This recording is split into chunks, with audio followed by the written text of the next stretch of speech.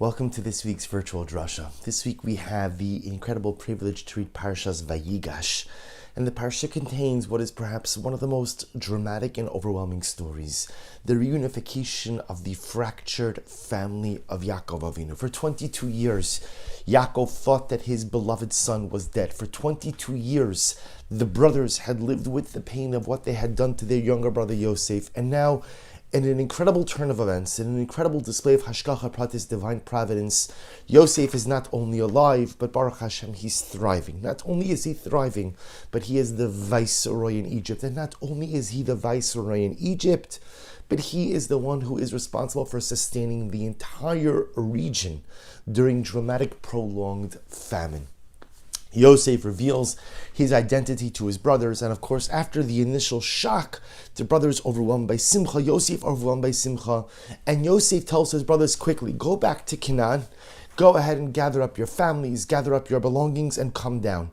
But then he says something amazing. This is in Perek Mem Hey Pasuk Test, chapter 45, verse 9. Maharu, hurry up, Va'alu alavi, go up, because remember again, Mitzrayim is to the south of Eretz Yisrael of Canaan. So go up to my father, Ma'aru, va'alu alavi, va'amarta melav, and go say to my father, Ko amar bincha Yosef, this your son Yosef has said, Samani Elokim la'adon l'chol Mitzrayim, God has made me a master to all of Egypt, Rido elai al ta'amod, Rido elai al ta'amod, come down to me, literally again, don't stand. Come down to me, don't stand. And the Mefarshim pick up on the intrigue. I understand everything in the pasuk. Redai, like, come down to me. What do you mean, al ta'amod? Don't stand. What is that word? What does that phrase mean? So Onkelos says, as well as many of the other commentaries, lo tis'akov. Don't delay. Don't delay. Don't delay. In other words, don't just come down, not just reda'ilai, not just come down, but al ta'amod, don't delay. And don't delay can mean a variety of different things. As Yosef said to his brothers, don't worry about gathering your belongings or your possessions, just come down to Egypt. Everything you need is here. Al ta'amod, don't delay. In a beautiful midrashic interpretation, some of the midrashim bring down the concept that Yosef was telling his father, I don't know how long this period of happiness and greatness and success will last. So don't delay, just get down here. Let's get the family together. But interestingly enough, there are other words that are used in biblical Hebrew, ultimately again for delaying, for tarrying. For example, by Lot, when the Torah tells us that Lot tarried in leaving stone, the Torah used lashon of vayismama, he delayed. So if Yosef is telling his father, don't tarry, don't delay, come down quickly, make haste, just get down to Egypt, there are better, more precise words to use. The word al ta'amod literally means don't stand. Don't stand. And perhaps what's unfolding here is something dramatically amazing. See, dear friends, you have to understand something. That for Yaakov Avinu, when he hears that Yosef is alive, so the Torah tells us that at first he couldn't believe it. He couldn't believe it. Now, of course he can't believe it. Because again, remember, he saw the torn coat of Yosef. He saw the blood on the coat of Yosef. So he saw the circumstantial evidence that painted a picture of Yosef's death. And now suddenly he hears that Yosef is not only alive, but he's a ruler, he's successful. He can't believe it. But there's something deeper. You see, Yaakov Avinu has spent the last 22 years in Shiva, in a heavy state of mourning. He has 2 decades invested in this identity of loss. And if indeed Yosef is really alive, if indeed Yosef is not dead, then what happened to the last 22 years? Then what's the meaning of my life for the last 2+ decades? Was it all a waste? You see, sometimes in life we're confronted with the reality that the life I've led, the identity I've created, is not really the right one. What do you do in those moments? So very often what people do is they dig their heels in further. I've got too much invested in this identity. I've got too much invested in this way of life. I've got too much invested in this mahalach. I can't turn it. It's wrong, or I shouldn't say, it's not the best. It could be better. I need a different approach, a different mahalach, I've got so much invested in it that I just can't turn it around now. Do you know that what we're describing over here is perhaps one of the greatest obstacles to tshuva? How is it that every single year comes the Yamim Noraim? I have such clarity about what I have to change and how I have to change it and what I have to do. And then somehow, for whatever the reason, I just can't convert that into dynamic change. And the reason is very simple, because after Rosh Hashanah and Yom Kippur is over and I take my kittel off and I get back to regular life, I recognize that I've got so much invested in the way that I live. And I've got so much invested in the identity I've created for myself. And if I'm going to really change, I have to deconstruct a lot of things. And you know what?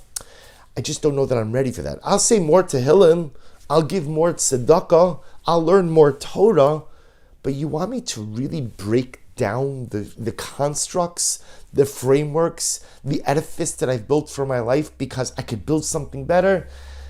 It's a lot of work. That's a lot of work, and that's very scary. Yosef HaTzadik is telling his father a very nuanced message. Father, I can only imagine that you've been sitting in the home with the shades drawn, sitting on your low chair, with the 22-year Shiva candle burning by your side. And now that you know that I'm alive, maybe you be tempted to still ignore this news, not pay attention to this news. No, it can't be true. Can't be true. Because if Yosef is alive, then that means I've done absolutely nothing with the last 2 decades. And that's painful. And that's overwhelming. And more often than not, when people are confronted with the choice between deconstructing what they've built in order to build something more beautiful, more wonderful, holier, versus just sticking with what they have, 9 out of 10 times people stick with what they have. Redei Elai al ta'amod. Father, don't dig your heels in. Don't dig your heels in. I know that the loss of me, or your perceived loss of me, was painful. 22 years of Shiva was painful. And now on one hand, you're going to be so happy to see me so happy I'm alive, but yet now plagued by the pain of 22 lost years. Don't dig your heels in. Redei Elai, come down to me. Al ta'amo, don't stand in place. Don't dig your heels in. Yosef HaTzadik is not simply telling his father, don't tarry. There are better words in biblical Hebrew for don't tarry. Yosef was expressing a nuanced message that the brothers would not understand, but Yaakov surely would. Father, don't perpetuate that which you have built because you are afraid to deconstruct and build something new. Redei Elai, come to me.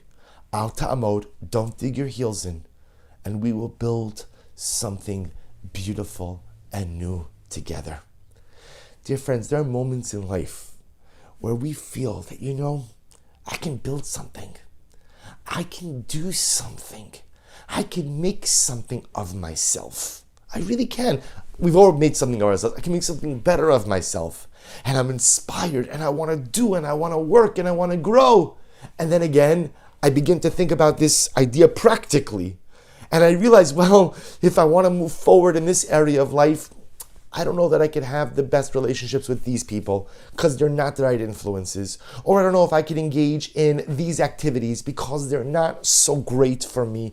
Or I don't know if I could talk this way, act this way, behave this way, if I really want to get to where I want to get to in life. And then we begin to see all the changes we need to make in order to build something new. And Rahmana Litzlan, so often in life, we often just shelve our dreams of growth and building because it's going to cause me to deconstruct too much. Don't dig your heels in. Don't dig your heels in.